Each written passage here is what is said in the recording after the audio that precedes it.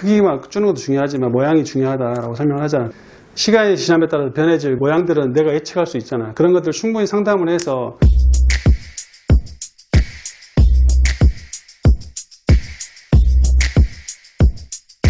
안녕하십니까. 삼성유방외과 정정필 원장입니다.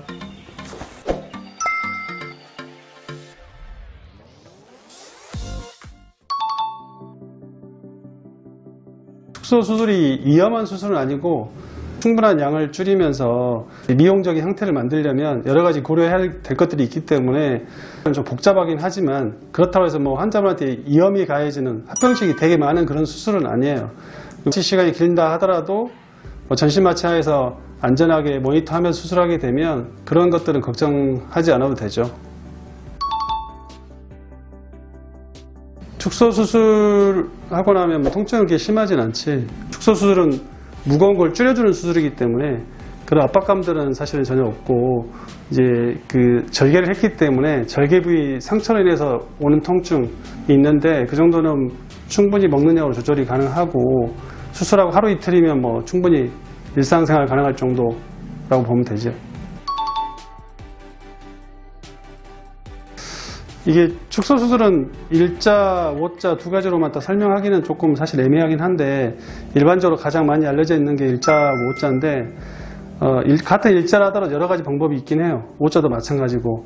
근데 일반적인 거로 설명을 드리면, 일자 같은 경우는 이제 윗가슴을 살리고 아랫가슴을 제거하는 수술이거든요. 그래서 이 축소량 자체는 일반적으로 한 40%가 거의 최대라고 보면 돼요.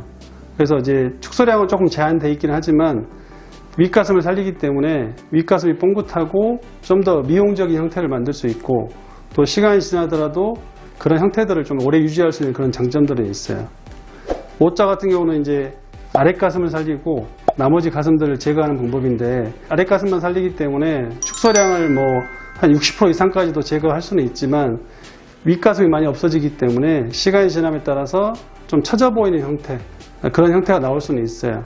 여러 가지 장단점이 좀 있긴 한데, 환자분 체형에 따라서 뭐 한 40%로 충분히 뭐 모양이 나올 수 있겠다 싶으면 일자를 하는 게 맞고, 일자로만 했을 때 40%의 축소만으로는 환자분이 느끼는 고통들, 그 무게감을 충분히 줄일 수 없다 그러면 오자를 하는 게 맞겠죠. 그래서 환자분 체형이나 여러 가지 크기들을 고려해서 선택하게 됩니다. 누가 봐도 커서 힘들게 다시는 분들은 뭐 오자든 여러 가지 방법들을 동원해서 최대한 줄이는 퍼센트를 늘리려고 하는 거고, 이분은 사실은 30%만 줄여도 충분히 모양이 나오는데 환자분 자체가 이제 나는 그래도 60% 줄여달라 하는 경우도 있거든요. 그런 경우에는 충분히 이제 설명을 드려서 당신은 30%만 줄여도 예쁜 형태가 나오고 충분히 생활하는데 불편함이 없고 또 그런 형태가 오랫동안 지속될 수 있다. 이런 것들을 잘 설명드리는 게 사실 중요한 것 같아요. 수술의 뭐 테크닉이나 이런 것들은 사실은 뭐 어떤 숙련된 의사라고 하면 큰 차이는 없을 거라고 생각이 드는데, 환자분의 니즈하고 실제로 실행 가능한 것들을 잘 조화시켜서 수술하는 게 제일 중요할 것 같아요.